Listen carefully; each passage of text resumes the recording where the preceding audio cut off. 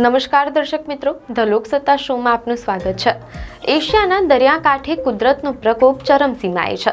આજે વાત છે એક એવા માનવતાવાદી સંકટની જેણે ફિલિપાઇન્સને ઘૂંટણીએ પાડી દીધું છે।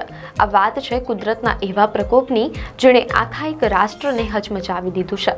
એશિયાઈ દેશ ફિલિપાઇન્સમાં આ વર્ષે ત્રાટકેલા 20મા વાવાઝોડા કાલમેગીએ ભયંકર તબાહી મચાવી છે। આ માત્ર હવામાનની ઘટના નથી, પણ એક માનવતાવાદી સંકટ છે।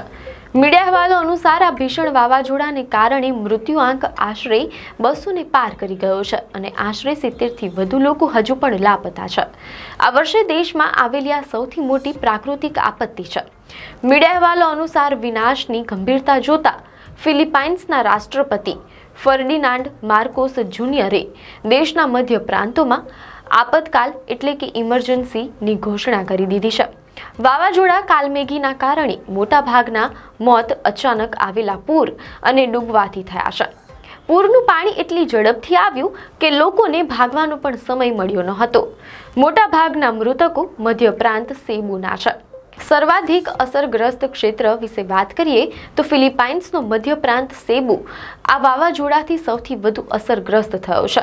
અહીં આશરે 49 લોકો ડૂબી ગયા હતા અને આશરે 13 લોકો લાપતા છે। મધ્ય ગુઈમારાસ પ્રાંતના જોર્ડન શહેરના દરિયાકાંઠાના વિસ્તારોમાં 130 કિલોમીટર પ્રતિ કલાકની ઝડપે પવન ફૂંકાયો હતો, જેના કારણે ભયંકર નુકસાન થયું છે। આ પૂરની ભીષણતા એવી છે કે સડકો પર ઊભેલી કારો પાણીના પ્રવાહમાં તણાઈ ગઈ છે। દક્ષિણ લેયટે વિસ્તારમાં વીજ પુરવઠો સંપૂર્ણપણે ઠપ થઈ ગયો છે। આ ભયાનક સંકટ વચ્ચે રાહત અને બચાવ કામગીરીમાં પણ મોટો અવરોધ આવ્યો છે। માર્ગો પર પાણી, કાટમાળ, કાદવ અને કીચડના કારણે બચાવ દળોને આગળ વધવામાં મુશ્કેલી પડી રહી છે। અધિકારીઓ પાણી ઓસરવાની રાહ જોઈ રહ્યા છે, જેથી ફસાયેલા લોકોને બહાર કાઢી શકાય। મીડિયા અહેવાલો અનુસાર સૌથી દુઃખદ ઘટના એ બની કે પૂરગ્રસ્ત લોકોને માનવીય સહાય પહોંચાડવા જઈ રહેલું એક હેલિકોપ્ટર ક્રેશ થઈ ગયું। આ દુર્ઘટનામાં આશરે 6 લોકોના મોત થયા છે।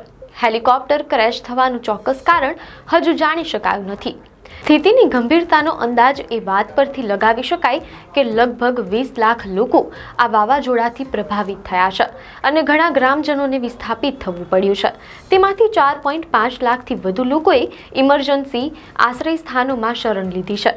મીડિયા અહેવાલો અનુસાર રાષ્ટ્રપતિ ફર્ડિનાન્ડ માર્કોસ જુનિયરે ગુરુવારે આપત્તિ પ્રતિક્રિયા અધિકારીઓ સાથેની બેઠક બાદ આપતકાલીન ઘોષણા કરી।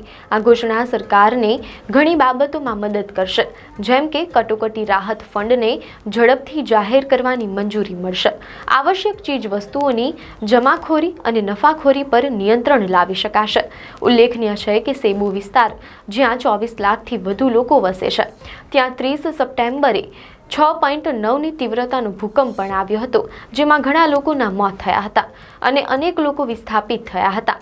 આ બેવડી આપત્તિએ ફિલિપાઇન્સની સ્થિતિને વધુ ગંભીર બનાવી દીધી છે। મીડિયા અહેવાલો અનુસાર વાવાઝોડું ત્રાટકે તે પહેલાં જ પૂર્વ અને મધ્ય ફિલિપાઇન્સમાંથી આશરે 3,87,000 લોકોને સુરક્ષિત સ્થળે ખસેડવામાં આવ્યા હતા। ફિલિપાઇન્સમાં તબાહી મચાવ્યા પછી હવામાન વિભાગના જણાવ્યા અનુસાર વાવાઝોડું કાલમેગી હવે વિયેતનામ અને થાઇલેન્ડ તરફ આગળ વધી રહ્યું છે। શુક્રવારે સવારે કાલમેગી વાવાઝોડું વિયેતનામમાં ત્રાટકે તેવી શક્યતા છે।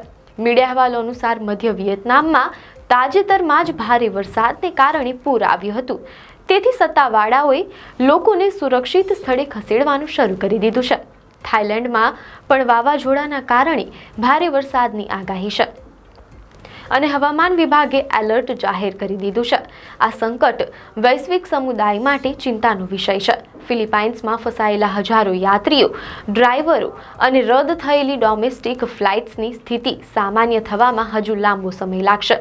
આમ ફિલિપાઇન્સમાં ત્રાટકેલા આ 20મા વાવાઝોડા કાલમેગીએ માત્ર પ્રાણ અને સંપત્તિનું નુકસાન નથી કર્યું, પરંતુ ભૂકંપની બેવડી આફત સહન કરી રહેલા આ રાષ્ટ્રને માનવતાવાદી સંકટમાં ધકેલી દીધું છે।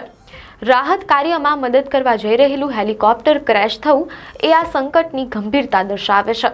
વિનાશ વેર્યા પછી કાલમેઘી વાવાઝોડું હવે વિયેતનામ અને થાઇલેન્ડ તરફ આગળ વધી રહ્યું છે, જેના કારણે આખા એશિયાના દરિયાકાંઠા પર ભયનું વાતાવરણ છે. ફિલિપાઇન્સના લોકોની આ સ્થિતિ વૈશ્વિક સમુદાય માટે ચિંતાનો વિષય છે. આ સમયે આંતરરાષ્ટ્રીય સહાય, ત્વરિત રાહત અને પુનઃનિર્માણના પ્રયાસોની તાતી જરૂર છે, જેથી ફિલિપાઇન્સ આ કુદરતી આફતમાંથી બહાર આવીને ફરી બેઠું થઈ શકે. આપને માહિતી સારી લાગી હોય તો વિડીયોને લાઇક અને શેર કરજો, ચેનલને સબસ્ક્રાઇબ કરજો.